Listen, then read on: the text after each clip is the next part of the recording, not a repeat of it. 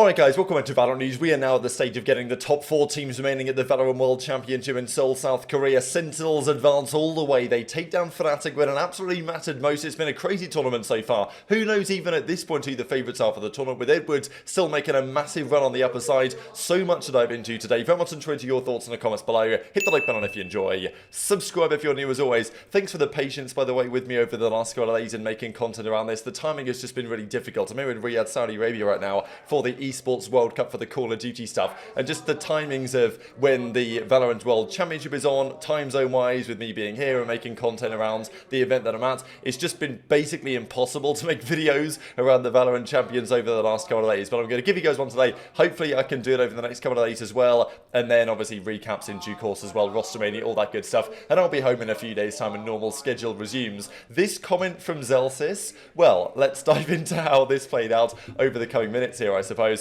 Just to give you guys a quick breakdown, behind me, I'm in the STC game hall here in Riyadh, Saudi Arabia at the Boulevard City Esports World Cup.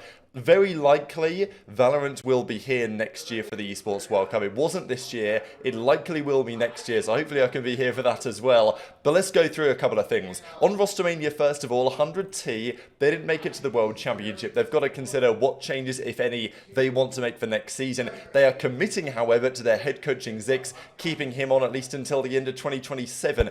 That's a pretty serious statement, really, from 100T to say, hey, he is the man to lead us forward. He is the man who's going to make some decisions. Another drama of the last couple of days as well was this. Remarkable to me, I'm not going to lie, because this to me is par for the course good strategy. But let's dive into it. So G2, in their series against Lev, they were using the ability to jump off the map on Abyss. Now, this can be used either for competitive advantage or whatever you want to say. For example, here, it's possible you can jump off, pick up an operator, and as long as the round resets before you die, of course, you get to keep it into the next round. This was, though, the moment they're down 1-0 to Lev. Obviously, they've on a full eco here. And you've got to answer the question on how exactly you want to go about this round. They decide to all jump off the map. Now, this is strategically the correct thing to do, because you're not going to win the round anyway. You're trying to deny money for the other team, and crucially in VALORANT, deny ultimate kind of ticks, right, for the other team as well, so they don't get their ultimates as quick as they could. Now, if you guys have watched Counter-Strike, you'll have known that this is a standard strategy when, let's say, you're on a full eco round, the other enemy throws a Molotov, you might all stand in the Molotov to die, because if you die to the Molotov, it only gives them $300 per kill, whereas if you die to an SMG or a shotgun or something, they get more money. So in order to avoid that situation, often that would be the strategy. This, though, is pretty clear-cut. In these instances, you lose the pistol. This is like the default best strategy, just to jump off the map it. G2 do it, and I don't think there's any issue with this. The map is, let's not forget, right, the map is designed so you can jump off it. So are you telling me that we shouldn't be able to do this? I don't know. I didn't really see many people agreeing with Lothar's take, but I thought it was interesting that someone could even think this, in my opinion. I can't really wrap my head around this argument, really, but I thought I'd mention it because it's kind of fascinating. Lothar reckons that it's disrespectful to the sport and to the viewers, and you know, G2 should be like finding everything about this. So, I don't know. I'm not really going to... I'll just show you guys his take. I'm not going to read through the entire thing. But I thought that it was quite a fascinating perspective that I don't personally agree with. But obviously, as Zekan says, is dying to the spike also disrespectful? Because this is another strategy. If you die to the spike deliberately, then, you know, they can't kill you with their weapons. Therefore, the ultimate points don't come through. So, Lothar then says the opinion is disingenuous. If you die to the spike, there's a round being played. You try and get some damage done or maybe a lucky exit kill. So I guess his point is, Lothar, that you're depriving everyone of watching a round of VALORANT. But in my opinion, that's just strategy. That's part of the game. Sure, it's late, but this is just strategy in my opinion, and it's inevitable that people will play the game in the most optimal way. So thought that was kind of fascinating. But of course, we've also got to talk about some of the series that we missed over the last couple of days, especially what was going on here. So Trace Esports, funny tournament for them, because they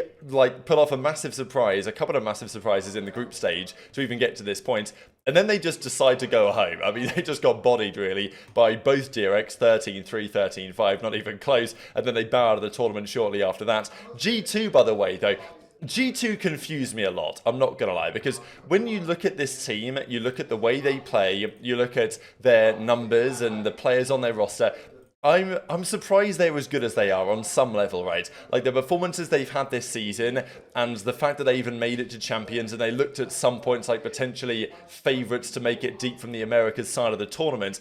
I was surprised just because I didn't see them as ever really being that good, but they showed some really great performances at times.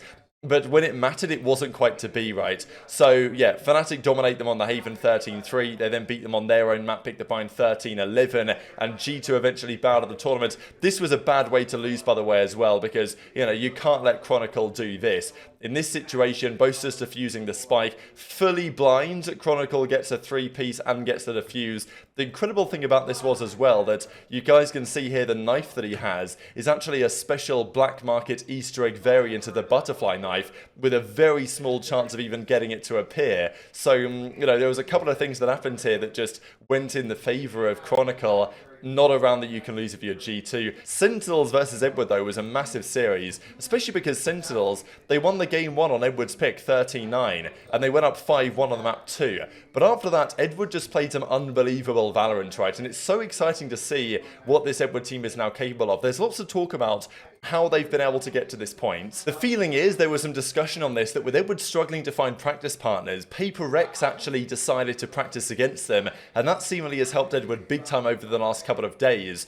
Also, it's got to be noted, they've brought Simon into their roster, right? Okay, he didn't have a great map 3 Sunset, but it didn't matter because they won it regardless. But Simon has been a real, you know, I mean, look at the amount of assists he has as well. 40 assists in this series on the Breach and the KO. Like, they've brought in a player here, Edward Gaming. They've made a roster change, and with a bit of time and a bit of practice and a bit of preparation against a good team like Paper X, they've been able to level up their game.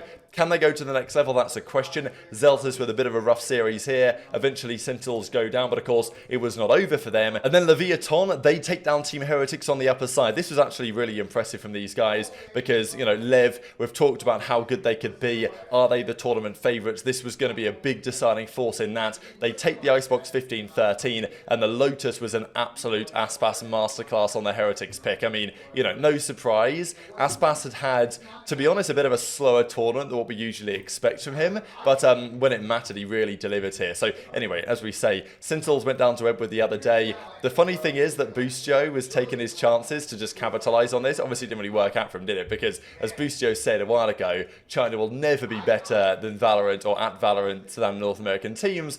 On July the 13th, 2023, and well, here we go. A year or so later, it's a different story. Even as Leaf says, I agree with the last sentence, who says, you know, Senna's been garbage the last 4 months, who cares? And then Boost Joe just roasts him, right? Bro, you got slammed in the most important tourney of the year, shut your mouth. So, you know, look, at the end of the day, Boost Joe won the World Championship last year. Yes, he wasn't here this year, but Leaf was, and they only came top 8 in the end. So that loss to Fnatic was, yeah, pretty crushing for them. Top 8 finish in the end. On the balance of things in this season, they've done all right, but they've not done as well as I think they thought they might do.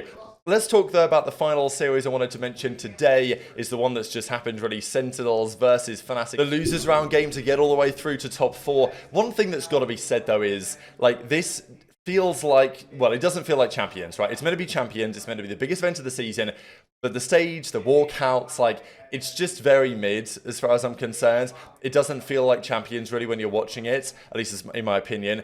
And the fact of the matter is, there's so many studio games. Like, these are the best teams in the world. Why are all of these games not in an arena? I don't understand it. And the fact that only, like, the final couple of matches are going to be in an arena setting, I think is a big miss. I just don't understand why. When you've got, like, 40 teams in Global Valorant, you've got the best 8 in the world at the playoffs, and they're playing like a studio game.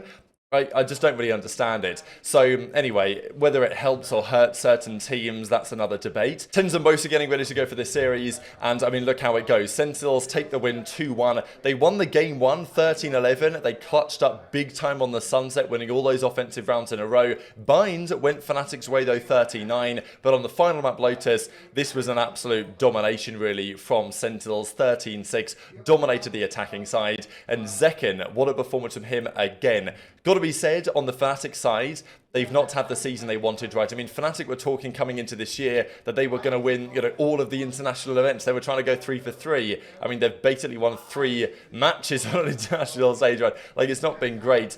And questions are going to be there, right? Because Durka turned it up at the end of the season. Chronicle turned it up. Sure, no Leo. Unfortunately, they brought Hero in instead. And on the big stage, against Sentinels, wasn't able to deliver the goods. Alpha, they've got to tie this guy to the chair because whenever he stands up to talk trash, it never seems to work out for him. But boasted 27 frags over 3 maps. That's, it's tough, right? And I think Fnatic will have to make changes at the end of the season.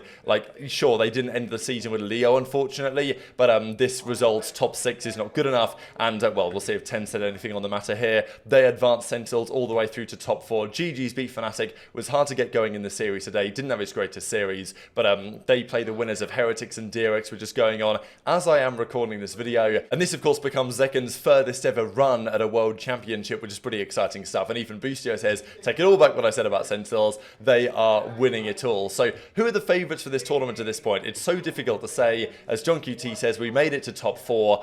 Even if Sentinels go out next, I think it's still been a great turnaround, but they obviously want to go one better. They won at the start of the season. Top 4's respectable, but it's not too much more than that from a team that wants to achieve what Sentinels want to achieve. So this is the way the bracket is currently looking. Edward versus Lev is on the winner's side in a few days' time. Heretics versus DRX is just getting underway, and then these 4 games will, of course, take place at the proper arena over next weekend. So this game is just getting underway. Very much interested in your thoughts and perspectives in the comment section below. Hit the like button if you enjoyed. Subscribe if you're new. Take care, and I'll see you next time.